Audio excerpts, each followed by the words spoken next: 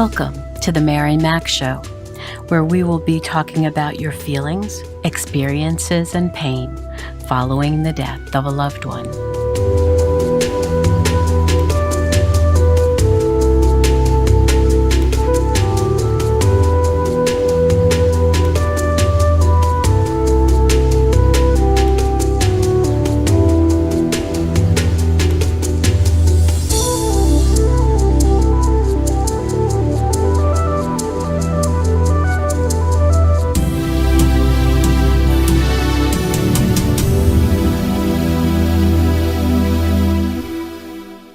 Good morning, good afternoon, good evening. How are you this week?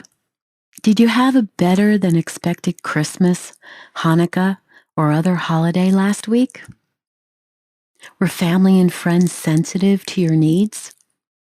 Did they speak about your loved one, tell stories, even play the remembrance game with you? Did they make a toast, speak their name, and even if you cried, did it make you feel grateful? Or did it all feel like a bust? Did they ignore you for the most part? Make you feel uncomfortable for even being there? Did they feel awkward when your loved one's name came up?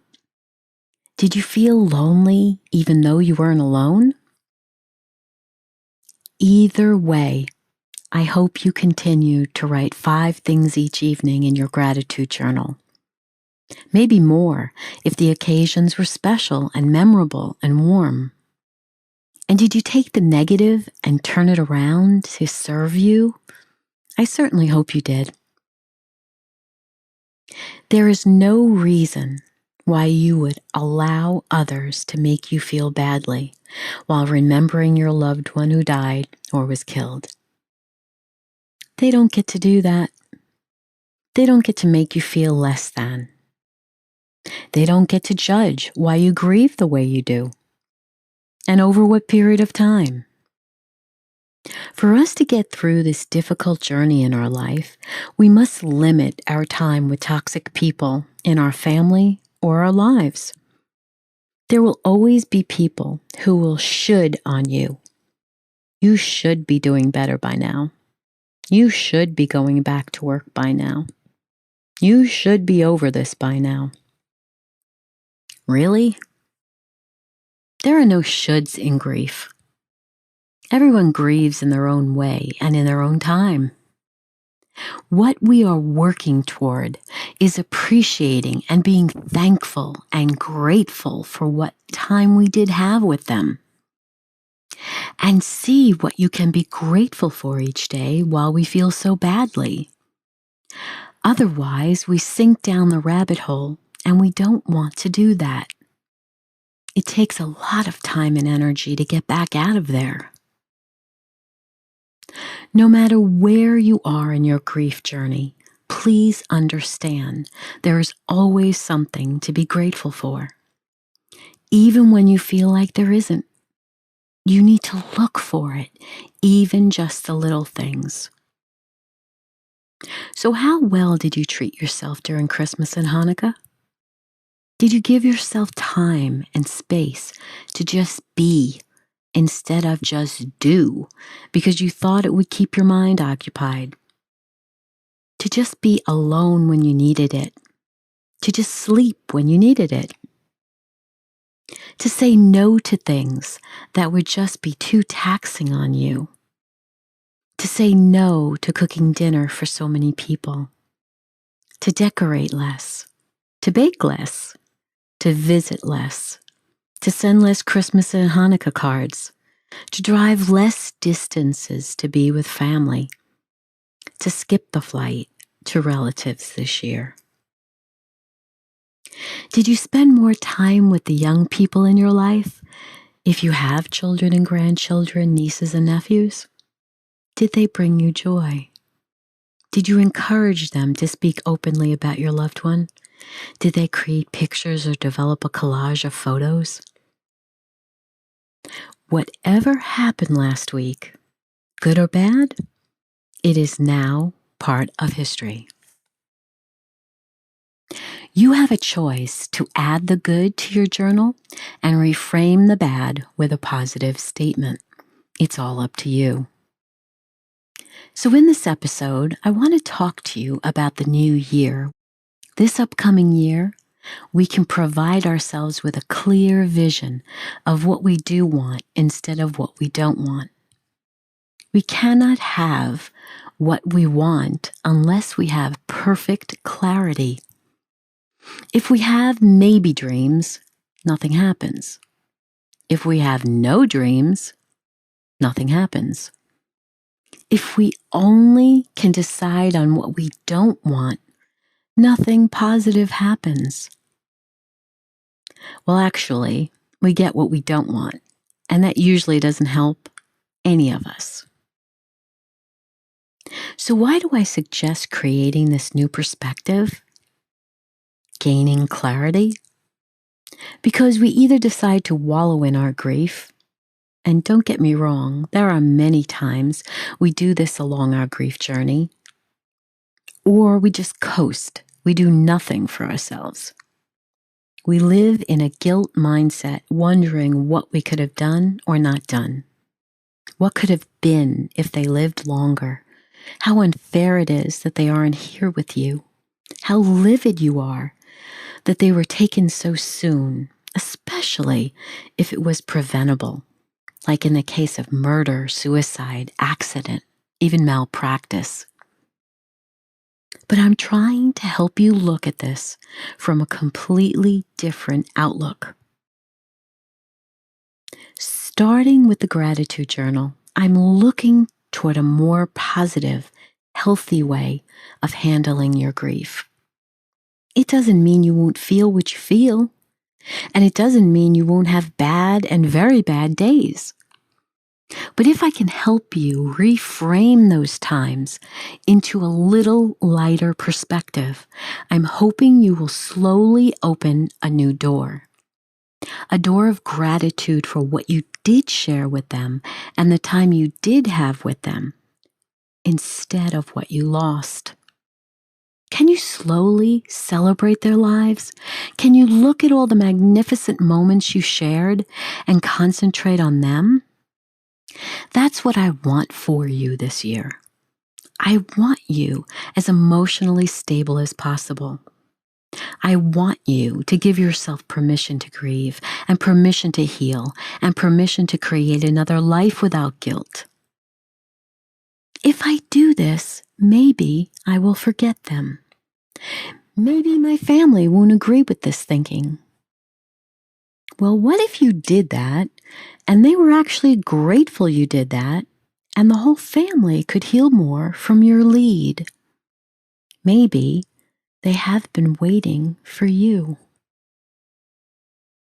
So let me just tell you, you will never forget them. They were such a big part of your life, and as time moves on, you will think of them a little less each day, and that's all right. There will be a day when you catch yourself, when you realize you went a full hour and your loved one was not front and center in your mind, and you might feel guilty for it. But I want you to promise me that you won't feel guilty. At that place, you are healing. You are healing. They know you love them. They will always know how much you love them. And I can picture them saying, "It's time, Mom. It's time, Dad. It's time, sister, or brother, or grandma, or grandpa, or husband, or wife. It's time, friend. It's time, aunt, uncle, cousin. It's perfectly okay to move forward with your life. When I left, it was my time to go. I know you may not have believed it, but it was just my time. I know you were totally angry that I went first, or suffered or lingered with illness for so long. I know you will always think I was taken away too soon for your liking, but I want you to know I'm just a thought away. I want you to get to the place where you know that I'm okay with you living your best life now. I would never want you to sacrifice your life for mine. For the way I died and the pain I might have endured, will that really solve anything? Of course not. You know, if I were there, I'd be surrounding you with my embrace and kisses and love. Right now, though, I can only offer you my memories. My wish for you is to enjoy the rest of your life. Not curtail your movements and thoughts because I'm not with you now. The season we were meant to share is now complete. It's exactly the amount of time it was meant to be. So please, slowly, start to consider what you want your life to look like now. What you want for yourself. What you deserve. All my loved ones deserve this. All my friends deserve this. You deserve this. I want the very best for all of you. So don't let me down, because I'll be watching.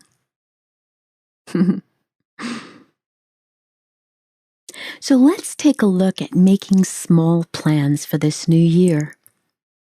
I'd like you to get out your gratitude journal, and on the left-hand side of a page, at the top of the page, write the word emotional. Turn the page, and again, on the left-hand side, top of the page, write physical. Turn the page, and again, on the left-hand side at the top, write social. Turn the page again. On the left-hand side at the top, write spiritual. Again, turn the page. On the upper left-hand side, write the word financial. And lastly, one more time, turn the page, and at the top left, write the word intellectual. This will give you 2 complete pages side by side in each area of your life. Now you might be asking, exactly what am I doing this exercise for? Well, if we are to slowly build a new life, we need to know where we're going. If you got into your car or arrived at a bus stop but didn't know where you were heading, chances are good you'd never get there. It's the same in life. If I want to go to Florida from New York and I don't make a conscious decision with a clear path, I might just wander west instead of deliberately with a clear path to drive south. That wouldn't help me, would it? And so it is with life. If you don't set a course, know what we truly want, we can't obtain it. And yes, we will go through fear of the unknown. Fear that we don't deserve it. Fear that it's too soon. Oh boy, a bunch of fear. But for right now, let that sit on the sidelines, okay? This exercise is to look at what will bring you happiness again. It will help you to begin shaping a new life. You might be grieving for someone who died recently, or you might still be stuck after the death of your significant loved one over 50 years ago, 40 years ago, 30 years ago. And you never truly allowed yourself to move forward. You felt because they died, you had to suffer all these years. And exactly how did that serve you? And who exactly expected that of you? Did you feel that was expected because other relatives wouldn't let it go? Did they give themselves the bereaved parent, or bereaved child, or bereaved spouse, or bereaved sibling label? And they never took it off? Well, I'm here to tell you If you did that to yourself or someone else, and it's been a very long time, I'm giving you permission to take that label off now. It has cost you a lot in your emotions, your physical body, maybe in the things that you stopped yourself from doing, your social life, your close relationships or lack thereof, maybe even your finances. So let's do this together. As we move forward this week through the new year, I'd like you to think about what you'd like to achieve this year in each of those pages. I only gave you 2 pages for each category so you don't feel overwhelmed. You only need 1 entry for each, but I suspect you might find more. What would you like to change in your emotions? Would you like to spend more time alone writing letters to your loved one in your journal? To get out all the things you need to say to them? Would you like to learn EFT, the emotional freedom technique, to feel more calm? Would you like to drive to a lake or the ocean or the forest, somewhere you will find more peace? Can you listen to more meditation videos online? What can you do to change your state for the better? As for the physical pages, now we've begun with our little dancing at the end of each episode of this show. And I don't know about you, but it makes me happy. It's different, and we need different. So if dancing is your thing, like mine, crank up the music and move your body all over the room. Raise your arms, swing your hips, breathe deeply, feel alive again. Maybe you like to walk. Can you walk in an area with a lovely lake or something nice to look at along the way? Even if you start by walking around the block, walk the other direction, and you'll be surprised at all the different things you notice. Is it biking, swimming, hiking, something that moves your body, getting you to breathe outside, that makes you happy? Maybe you are struggling with disease. When you have dis-ease in your body, you are dealing with a body that is not at ease. Perhaps we can spend some time online to see what are the alternative ways to help ourselves. Would a cleaner diet with less processed food be a good option? Less fast food? Would less sugar, less grains help us? Would a mild detox cleanse help you? While I'm not a medical doctor, or a psychologist for that matter, I'm happy to share what worked for me along the way. It's important to do research and look for ways to help yourself through books, articles, and videos. Now let's look at social. What will you do that would help you to not be so isolated? Maybe you'll go on meetup.com. Find a great group of people who you would feel good with. Would you look in your church or synagogue? Perhaps they have something special that it would appeal to you. Will you consciously decide to attend a bereavement group exactly in line with the way your loved one died, so you feel you are understood? If you need help with this, you can go to my site, marymac.info, click on the Grief Resources tab at the top, and you'll find all the national bereavement organizations from my book, Understanding Your Grieving Heart After a Loved One's Death. You can call them and see if they have a local chapter or a contact person near you. Maybe you'll decide to go for coffee or a drink with someone from the group and make a new friend. Perhaps you'll reach out to an old friend and ask them to do something together once a month. Can you meet for dinner?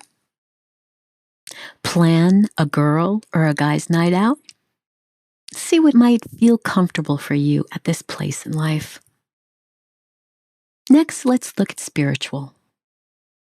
Maybe sitting quietly each morning for 15 minutes all alone in your room before you start the day will help you collect your thoughts, write your tasks for the day, make you feel more calm. Finding a meditation video online for 10 to 15 minutes might just be the right thing for you. If you once went to church or synagogue, perhaps you are ready to return. If the pastor or rabbi said something stupid at some point, which was my experience, are you ready to leave that to the side and decide that your relationship is with God and not Him? You go there to find more peace with God. You might even go there when there's no service going on at all, like I do. I find it quite lovely, peaceful, and I get to speak to God without interruptions. But then again, I can do that from my bedroom too, whenever I want. Next is financial. So is there one thing you might like to change about your financial health? Is it to earn more money at something a bit easier maybe, not too stressful? Is it to manage the money you do have? Is it to learn how to handle your accounts more effectively? Maybe it's to always make sure you have enough money in the appropriate accounts, or to open a new one to start fresh. Perhaps you will bring down your debt so you have less stress on you. Pare down your bills so it's easier for you. Now let's look at intellectual. So what can you learn this year? Are you a widow and you need to learn how to drive again after so long? To feel confident behind the wheel? Do you want to attend an adult learning class at the local college? Do you want to start college? What have you left behind that would help you to feel more accomplished? Did you start something years ago and now you'd like to complete it? How about looking at life from a different perspective? Be with those who also love the subject you love. Do you want to take a photography class, history class, learn how to fish, learn how to decorate, how to build a cabinet, how to bake? Maybe declutter your home. Learn feng shui. Oh, I love that. Or other hobby you left behind. Pick it up again, just in a small way, and see how it feels. Now, lastly, I have another topic for you. Turn the last page, and on the left side at the top, write the words, giving back. These 2 pages are reserved for you to volunteer in some way with a cause that resonates with you. Whether that is to donate to a cause, like the Foundation for Grieving Children, which I started many years ago, whether that is to partake in an activity that cause is developing, ask for something small at the beginning. Be on a committee to help with their events. When we give back, when we help someone, instead of primarily focusing on ourselves, we concentrate on another who might be in more pain than ourselves. Look for something that helps another human being. Salvation Army, grieving children's centers or groups, veteran groups, maybe at a hospital or hospice if you can handle that. There are so many people who are in a different type of pain than you are, even if it's just for an hour or 2 a week. Do this for yourself. So I'd like to wish you a very happy new year. A new year filled with more joy than you know now. Yes, joy. You deserve it. And when you start to look at what you do want, and write them down in each of these pages in your journal, I suspect you will see little changes in yourself. Good changes. Instead of focusing on what you don't want, you will now be recording what you do want. And when you're focused on what you do want, life changes for the better. And I want that for you. So now it's time to get up or wiggle in your seat. Enjoy the music and dance, dance, dance.